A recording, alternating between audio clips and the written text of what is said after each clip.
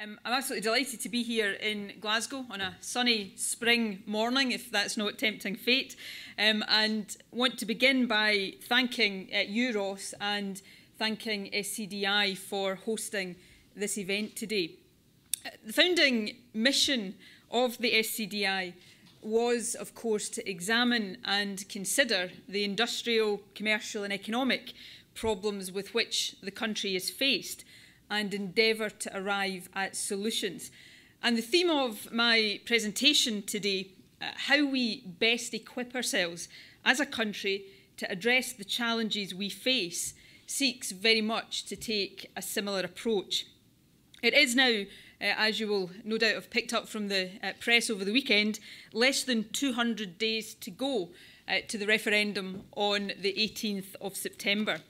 As Ross put it in the invitation he sent to you, the debate is underway in earnest. I certainly know from addressing meetings up and down the country that people are very closely engaged with all of the issues and all of the arguments that matter as we look forward to this most important decision and opportunity for our country.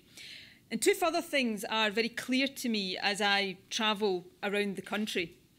Firstly, the economic health of Scotland is the central issue for many, if not for most people, as they make up their minds on independence. And by that, I mean, obviously, the strength and stability of the economy, as well as the implications for the living standards of individuals and their families. And secondly, there appears to me, anyway, to be a consensus that the powers currently available to the Scottish Parliament, and indeed those additional powers contained in the Scotland Act 2012, are inadequate to tackle the challenges that will face Scotland in the future.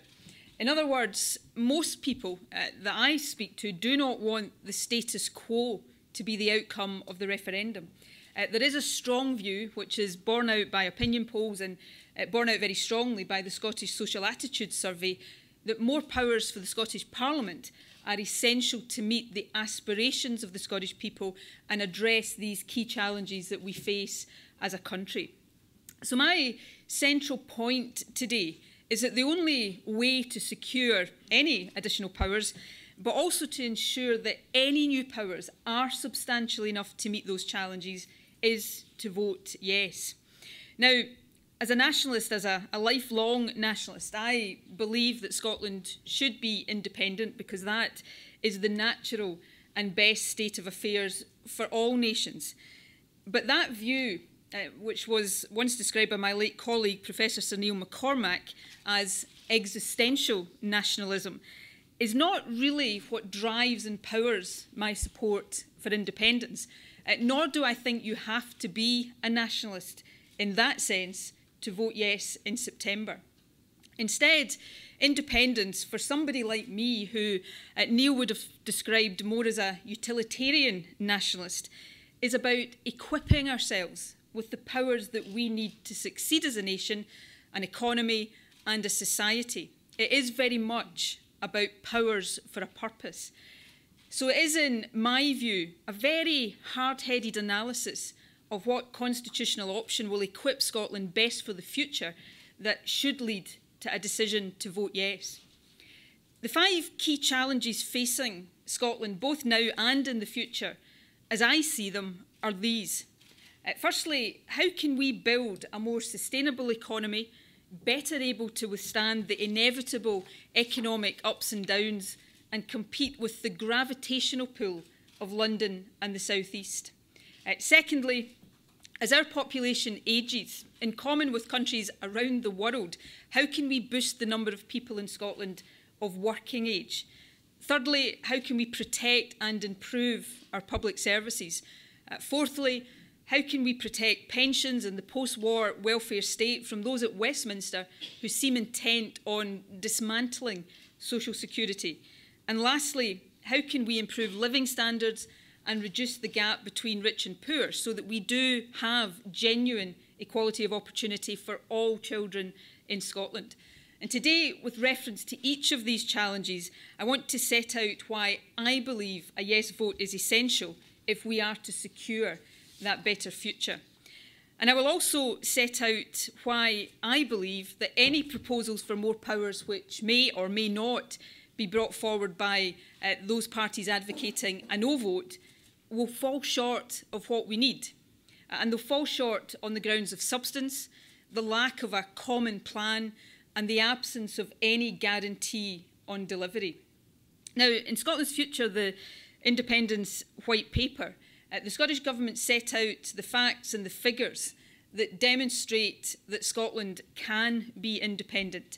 Indeed, I think it's really important that we don't allow the often polarised nature of this debate to obscure the fact that it is now, in fact, common ground across the campaigns that Scotland can be a successful independent country. A Financial Times analysis summed it up very well last month when it said an independent Scotland could expect to start with healthier state finances than the rest of the UK. The FT in that same analysis also noted that an independent Scotland would rank in the top 20 countries in the world in terms of GDP per head, with a higher ranking than the UK. We have a resilient and a diverse economy with key strengths in a range of sectors like food and drink, tourism, creative industries, life sciences, financial services, manufacturing. You in this room know that better than anybody. Even without oil revenues, the size of our economy per head is almost the same as the UK's. With oil and gas, it is some 20% larger.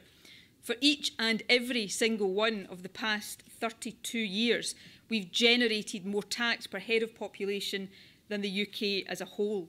And just last Thursday, the global credit ratings firm Standard & Poor's said this: even excluding North Sea output and calculating per capita GDP only by looking at onshore income, Scotland would qualify for our highest economic assessment. So the point I'm making is that there is no doubt that Scotland can be a successful independent country. But what really matters in this debate is why we should become independent. And in my view, we should, indeed must become independent to secure the powers we need to meet the key challenges that we face and must address for the future. Of course, and I want to stress this point, independence is not a magic wand solution. It does not mean we will get everything right. It doesn't mean that there will not be change and adjustment. Whether or not we succeed will depend on our abilities and the wisdom of the decisions we take. But that's true for all independent countries. The experience of the Scottish Parliament demonstrates that taking decisions in Scotland works. On health, education and justice, we're already able to take decisions that are right for our circumstances and that address the issues we face. Independence will complete the powers of our existing Parliament to enable us to do the same on the economy, on welfare, on pensions and immigration. To address the first challenge that I spoke about, the need to build a more sustainable economy, independence will give us powers over tax and employment.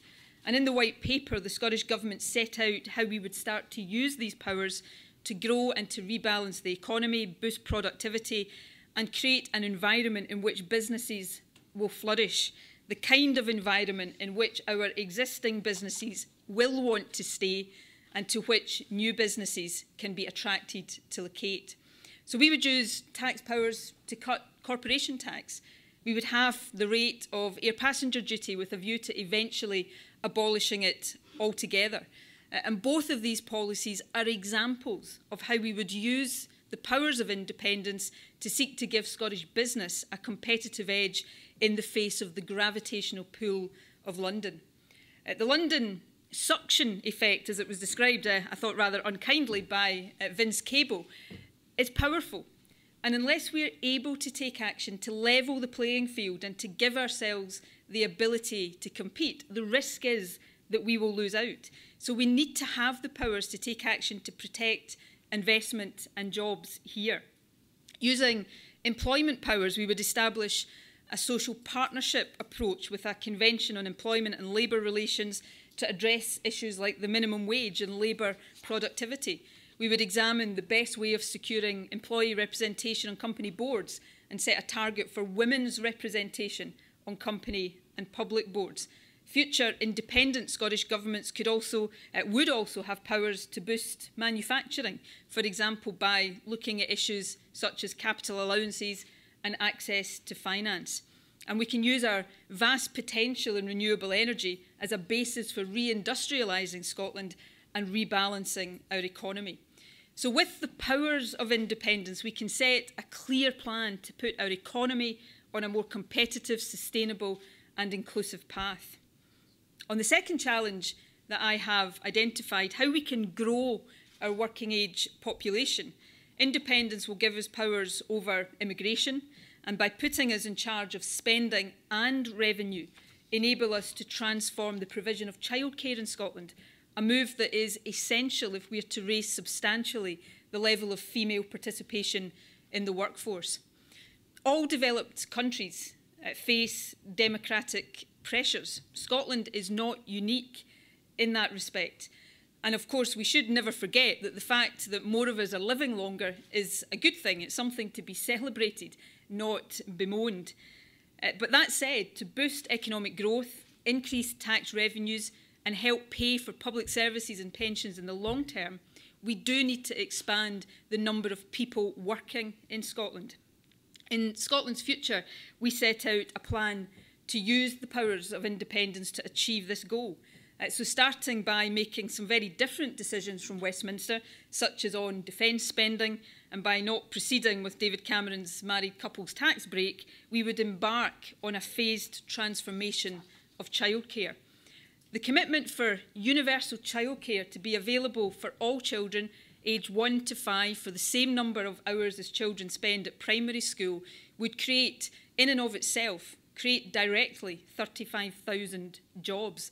But more importantly than that, it would enable more parents, particularly mothers, to enter the labour market. And if we can reach the levels of female participation in the workforce achieved in Sweden, for example, that would mean an extra £700 million of revenues being raised every year. And in an independent Scotland, those revenues will stay here in Scotland. And I want to stress that's not an ideological point. It's a practical point, because it's the additional revenue generated by such a policy that will enable us to fund the extra childcare places for the long term.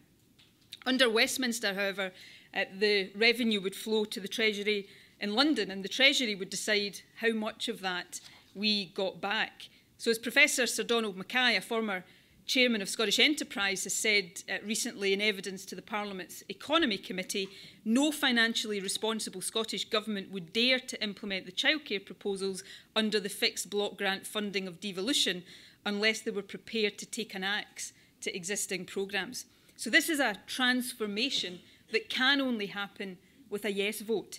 Indeed, when I come on in a few moments to talk about the additional powers that may be offered by other parties, I'll subject them to what I'm calling the childcare test to demonstrate why I believe that they are likely to be inadequate for our needs. Independence would also enable us to set immigration policy in line with our economic needs, rather than having it set to meet the political needs of a government under pressure from UKIP. Control over immigration means that we could, for example, reinstate the post-study work visa that enabled international students who are educated here to stay for a period after graduation and contribute positively to our economy. We could also establish a points system to encourage immigration that was appropriate to our economic and labour market circumstances. And we could signal an end to what I consider to be quite disgraceful UKIP-inspired Westminster rhetoric that discourages talented individuals from coming here to contribute to our economy. So there is an ability with the powers of independence to put in place a plan to grow the working population and get more people into jobs. On the third challenge that I identified, how to protect and improve our public services, the need for powers to be transferred from Westminster to Scotland is, I would argue, urgent. On health and education, the Scottish Parliament has already resisted the privatisation and the tuition fees route favoured by Westminster. And of course, we've brought forward important reforms like curriculum for excellence and a focus on prevention and early intervention. South of the border, by contrast, we hear repeated warnings that the Conservatives are taking the first steps towards a US-style health system. Now, we, of course, already have policy independence in Scotland on health and education. But because of the way public services are funded in Scotland, there is a real threat from this Westminster privatisation agenda. If public spending on health in England is replaced by private spending, that will trigger cuts to public spending in Scotland. And that will clearly make it much harder to deliver high-quality services here. And of course, that will be on top of the UK-wide £25 billion of cuts, extra cuts, planned by George Osborne, and the £4 billion of cuts for Scotland that would result if the Barnett formula is scrapped, as so many Westminster politicians say they want. So to meet the challenge of protecting and improving public services, it's essential that we gain the financial powers of independence. And that urgency is even more evident if we're to meet another of the major challenges facing Scotland in the future, the need to protect the post-war welfare state. A recent study from the National Institute of Economic and Social Research said that it costs between 6% and 8% less to provide the state pension to individuals in Scotland. Yet the age at which people in Scotland can claim the state pension is to rise with no consideration for our circumstances. And far from pooling risk and sharing resources, the current Westminster government seems intent on nothing less than the dismantling of the social security system. The leader of the Labour Party in Scotland said, and I quote, "The UK government is going beyond any pretence that this is about welfare reform and is planning an all-out assault on the low-paid, the disabled and the most vulnerable in our communities." I find it hard to see how anyone who believes that to be true can possibly countenance leaving social security powers in the hands of Westminster. The Scottish Government's plan for social security in an independent Scotland is for a system that supports people into work, prioritises employability, integrates with the tax system and provides a safety net that can be relied upon by all of us in time of need. We believe in the universal principle and we believe in the imperative to protect the most vulnerable. So we would abolish the bedroom tax, we would halt the rollout of universal credit and reform pension and welfare arrangements to better protect the position of women in work and in retirement.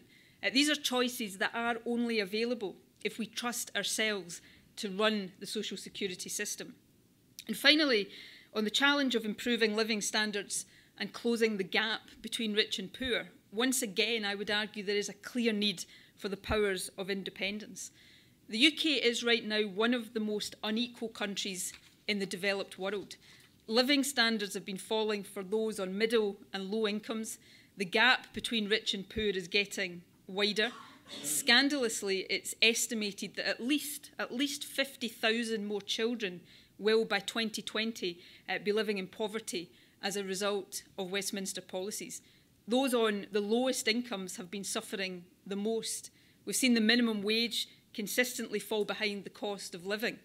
In an independent Scotland, we will have the power to ensure that the minimum wage rises in line with inflation, and we would use the Convention on Employment and Labour Relations to examine, in partnership with business, how we can make more progress on policies like the living wage. So on all of the key challenges we face, growing the working population and creating jobs, building a sustainable and secure economy, protecting public services, maintaining a decent social security system and helping to close the gap between rich and poor, my argument is that we need the powers of independence. We need personal tax powers, business tax powers, social security powers, employment powers, powers over our budget, powers over the minimum wage, immigration powers and the powers to represent Scotland internationally. In other words, the same toolbox of powers that other independent countries take for granted. And we need that, I believe, if we are to make Scotland the country we all know that it can be. Of course, some people say that the best option for Scotland is not independence, but additional powers short of independence. I would say, firstly, that I think it is really positive that all mainstream parties are now discussing more powers.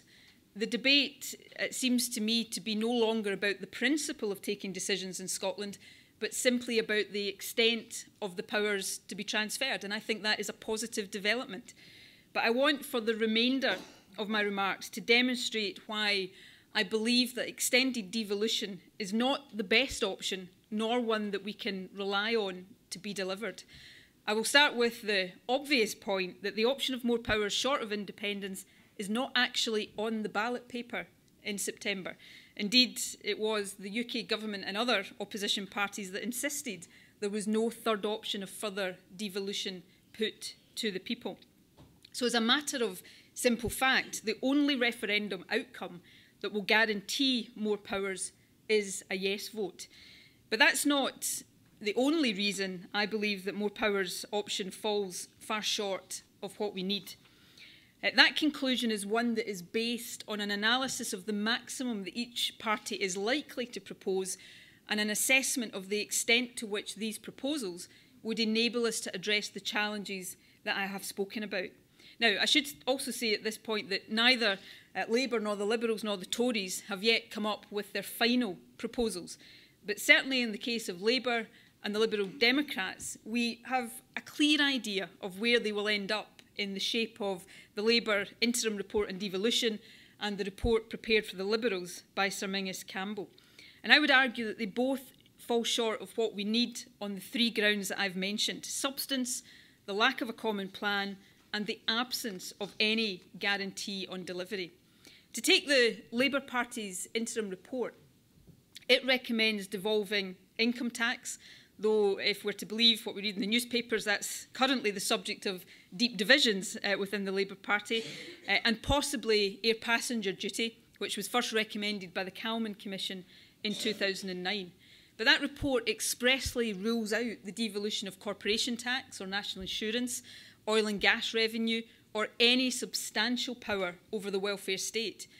These proposals would make the Scottish Parliament responsible for something like 26.5%, barely a quarter of all taxes raised in Scotland. Westminster would continue to control the rest. The Liberal Democrat Commission also proposes that income tax and APD are devolved, along with capital gains tax and inheritance tax, and that corporation tax revenues are assigned to Scotland rather than devolved. These plans would give us devolved responsibility for about 27.7% of taxes raised. Assigning corporation tax revenues to Scotland represents about another 5%. But oil and gas revenues would remain with Westminster, as would the power to set corporation tax and the power over immigration and welfare. The Liberal Commission also proposes the end of the Barnett formula and its replacement with a needs-based grant to fund the balance of government spending in Scotland. Now, Scotland's public finances are healthier than the UK's. I covered that earlier on. But removing the Barnett formula without giving us full access to all of the tax revenues generated in Scotland and the powers to grow the economy would risk blowing a significant hole worth up to about £4 billion in Scotland's budget. And make no mistake, the power to reform or abolish the Barnett formula does lie with Westminster. The UK Parliament can make any changes to the powers of the Scottish Parliament that it likes. And we know that many politicians at Westminster are itching to cut Scotland's budget. So they may well see this as the opportunity they've been waiting for. So my point is that the emerging proposals of the no parties are at best inadequate and at worst could be damaging. They wouldn't equip us with the powers to boost the number of people working in Scotland through sensible immigration policies or transformative childcare. They fail the childcare test that I mentioned earlier.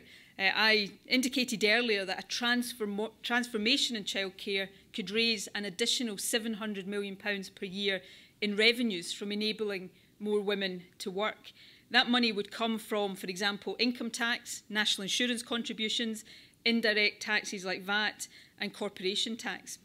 With the full powers of independence, all of those revenues stay here to fund the policy for the long term. Under the proposals of either Labour or the Liberals, less than £200 million of those revenues would stay in Scotland.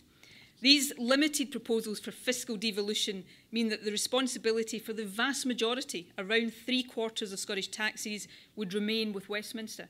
That hardly adds up to fiscal responsibility. Significant economic taxes, notably corporation tax, but also oil and gas revenues, would remain with Westminster. We would be unable to use these powers to shape a competitive business environment and build a sustainable economy. There are no proposals so far for employment to be devolved to enable us to set the minimum wage or address the gender gap in company boards or promote the social partnership approach to industrial policy that we propose. And of course, we would continue to be powerless to protect the vulnerable from the impact of the dismantling of the social security safety net. In short, the emerging proposals for more devolution are demonstrably inadequate to meet the challenges, the big challenges we face as a country. But I would suggest they fail on two further grounds. There is no common plan agreed between the no parties. Labour in particular seems split from top to bottom on the issue of more powers for Scotland. And given the difficulties in agreeing a position within just one of these parties, there seems to be little chance of all three of them agreeing a common position before September, as the No Campaign Director seemed to concede only yesterday. But surely, if people are to be asked to take any set of proposals seriously as an alternative to voting yes, which, remember, is the tangible option on the ballot paper, they need to know that it will be delivered by whichever party or parties forms the next UK government. Anything less, I think, is unacceptable.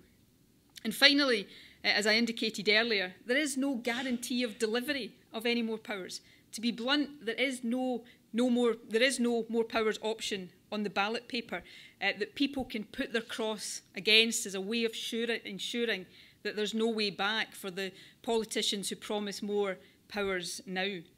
Whether or not we choose independence on the 18th of September is entirely in our hands, entirely in the hands of the Scottish people. Whether or not there is further devolution is entirely in Westminster's hands. We saw that clearly in the experience of the Calman Commission and the recent Scotland Act. The Scottish Government was elected in 2011 on clear manifesto commitments to extend the measures in the then Scotland Bill. Scottish Parliament subsequently backed these proposals, but Westminster refused to countenance them and failed to deliver even all that Calman himself had recommended. And those with longer memories than me will recall the experience of the 1979 referendum 35 years ago on Saturday there, when a Westminster government asked Scotland to vote no on the promise of a better package and then failed to deliver. With independence, decisions about what powers our Parliament has cease to be Westminster's to take, because sovereignty passes to Scotland. And like all other countries, we will choose on certain issues to pool and share our sovereignty with others. We will do so bilaterally with the rest of the UK. We will do so multilaterally with the European Union. We can and we would choose to share our currency with our neighbours in a sterling zone, recognising that such an arrangement would not just be in our interests, but also, despite the campaign rhetoric to the contrary, in the interests of the rest of the UK too. But those will be our decisions. So this is my contention today. Scotland is facing challenges now and in the future, challenges that we must address if we are to build a strong and sustainable, fairer and more prosperous country. To tackle those challenges, we need independence, but not as an ideal or as an abstract notion, but for the specific powers it will give us, powers that we will have the ability to use for the purpose of meeting the challenges we face. The Yes side in this campaign has set out plans for how we would use those powers to create that better country. The No campaign has no plan. They ask you to leave it to Westminster and hope for the best. None of the No parties has so far produced substantial proposals capable of meeting those national challenges. There is no joint agreement, there is no timescale, there are no guarantees. To vote no is to leave Scotland's future in Westminster's hands. I believe that it is time to take Scotland's future into Scotland's hands. So I'll leave you with this final thought. On the 18th of September, for just a few short hours between 7 AM and 10 PM, when the polls are open, each and every one of us will have control over our country's future. The future of Scotland will quite literally be in the hands of the people who live and work in Scotland. We will be a fully sovereign people. And we'll know shortly after the polling stations close whether we've kept control of our country's future or handed it straight back to Westminster. I believe we should not, must not give it up. I believe that Scotland's future should stay in Scotland's hands so that we can together build that better, fairer, more prosperous country that we all know is possible. Thank you very much indeed.